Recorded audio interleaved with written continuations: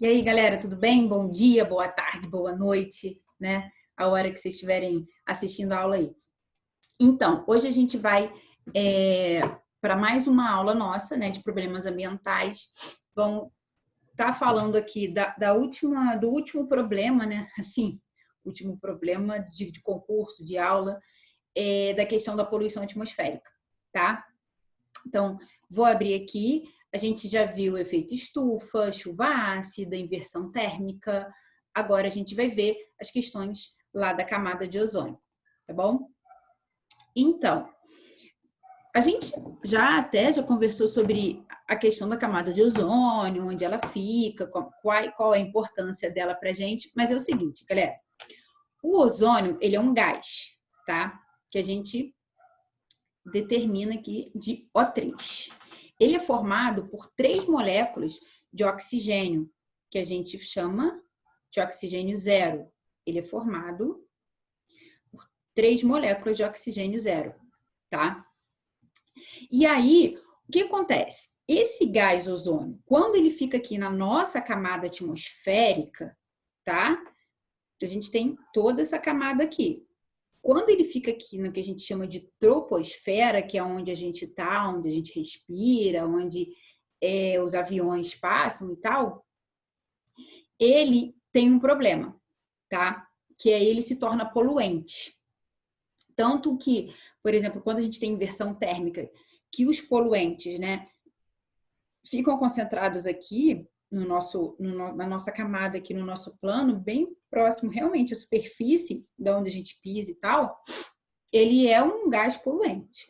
Agora, quando ele vai, né, lá para a estratosfera, o que acontece?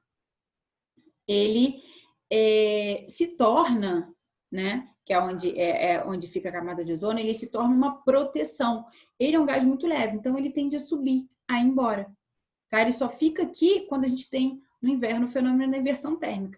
Fora isso, se ele for produzido em quantidades razoáveis, a tendência dele é subir, tá? E aí, o que acontece?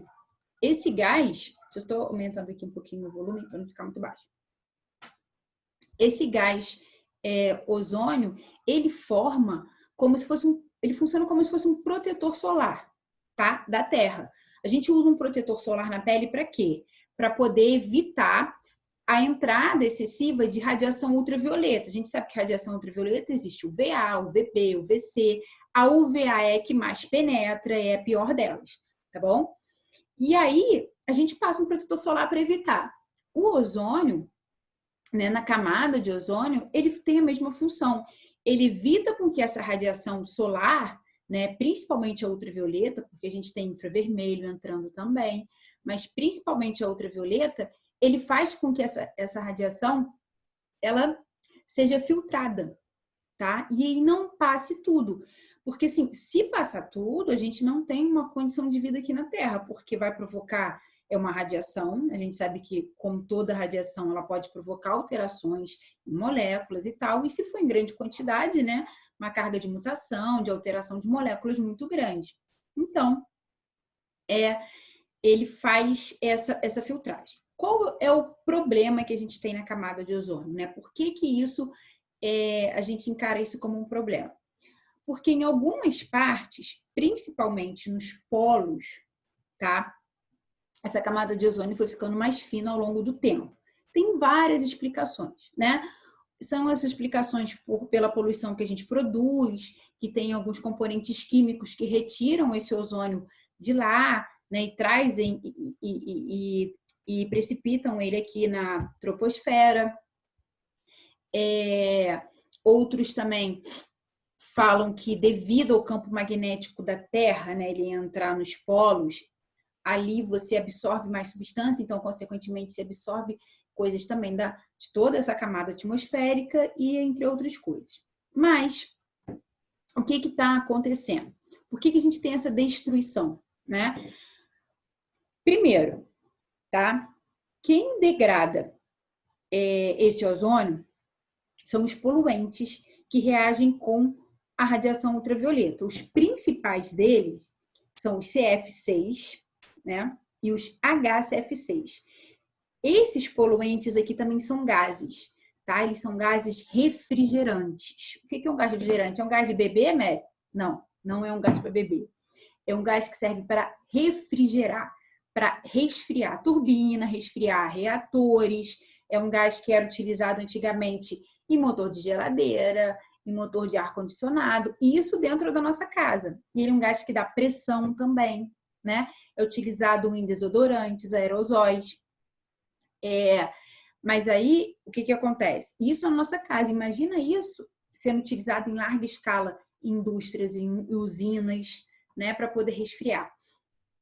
O que acontece? Viram que esse gás, quando ele reage, né? Olha aqui, um CFC aqui, um tipo, né? Reagindo com a radiação do sol, ele libera esses íons cloros aqui. Aí a gente sabe que esses íons cloros reagem com o oxigênio, tá? Aliás, com oxigênio não, com ozônio. E aí vai destruindo as moléculas de ozônio, vão particulando ela. E a gente vai tendo um buraco. E geralmente esses buracos, eles são maiores, tá? Aqui nos polos da Terra. Tanto no Polo Sul quanto no Polo Norte. E aí você tem uma maior radiação entrando. Maior radiação entrando, você tem problemas de câncer de pele, né? Problemas com plantas, porque o crescimento das plantas... Nos polos é que é mais difícil plantar, né? Mas, por exemplo, quando você tem crescimento de planta com muita radiação, essas plantas não crescem direito, sofrem mutações. Uma cascata de eventos ocorrem devido à entrada excessiva de radiação ultravioleta, tá? E aqui, galera, é uma tabela sobre as convenções, os protocolos que existiram para questão de diminuir essa emissão de CFC. Com o tempo, né, as indústrias foram obrigadas a substituir o CFC por gás butano, para poder ver se essa camada de ozônio ela seria refeita. A gente sabe que ela tem o poder de se refazer, tá?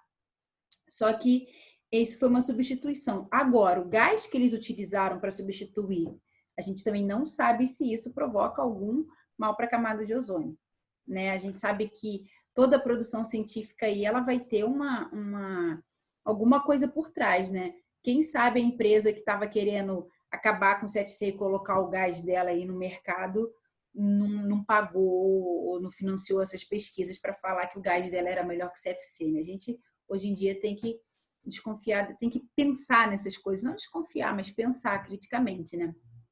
E aí a gente tem, por exemplo, na Convenção de 85, há 35 anos atrás, a Convenção de Viena, né, que fala dos efeitos nocivos da camada de ozônio. Aí, em 89, o Protocolo de Montreal, que foi aonde que o Brasil começou a pensar se ia assinar isso não. Ele assina em 90, né? E a última que a gente teve, assim, foi a emenda de Copenhague, que teve o banimento total da produção e utilização de CFC até 2030, né? E aí começou a entrar o substituto do CFC, né? Que foi uma convenção que foi de 2000, a gente teve aí, né, até, no caso, 2012, são 25 anos de países tentando acabar com essa emissão de CFC, né?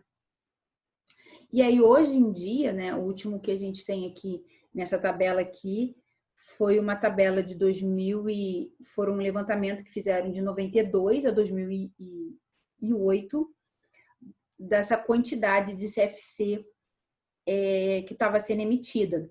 Por exemplo, em 92, a gente teve, sei lá, 8.963. Eles, não sei a quantidade que eles usam para medir o gás aqui. E olha como é que se diminuiu ao longo do tempo, né? Desse gás, eles conseguiram porque você arrumou um substituto. Agora, se não tivesse nenhum substituto, eu duvido muito que esses acordos teriam sido feitos, né? Bom, mas é isso, galera. Aqui é só mostrando como é que a radiação ultravioleta ela vai reagir, né? Ela reage transformando o ozônio em oxigênio e o O gasoso, certo? E aqui como que a gente produz o ozônio. O ozônio é produzido com oxigênio zero, gasoso, mais o O2, e você tem a produção do ozônio mais o calor, tá? Isso aqui é mostrando como que esse ozônio ele é degradado e como que ele é refeito. Tranquilo? São reações espontâneas, óbvio, mas mostrando a degradação dele e como ele é refeito. Tá bom, galera? Então, nunca esqueçam da função da camada de ozônio. Lógico que a camada de ozônio, ela tem uma relação com o efeito estufa, porque o ozônio, quando ele está aqui na troposfera, ele é um poluente. Tá? Mas não confundam um efeito com o outro. O efeito da camada de ozônio é diminuir a radiação ultravioleta. O efeito, né, vai ficar redundante, do efeito estufa é evitar com que muito calor saia da atmosfera, para a gente poder ter uma condição de vida aqui. Tá bom? Então, beijo e até a próxima.